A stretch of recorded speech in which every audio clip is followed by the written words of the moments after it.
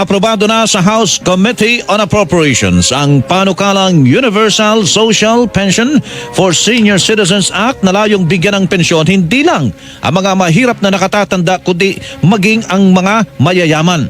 Kapag naging ganap na batas, lahat ng mga nakatatanda ang inaasahang makakakuha ng 500 pisong buwanang social pension mula sa pamahalaan at magdaragdag ng 100 piso kada taon hanggang sa maging 1,000 piso para sa bawat benepisyaryo.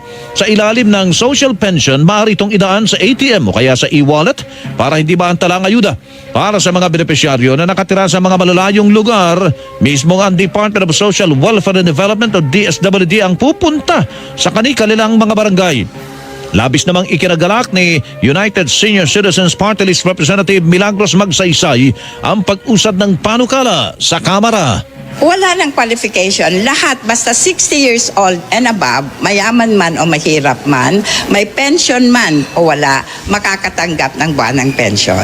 Magre-register ka sa OSCA para maibilang ka na senior citizen. Ang tinig ni United Senior Citizen Party List Representative Milagros Magsaysay. Aprobado na sa House Committee on Appropriations.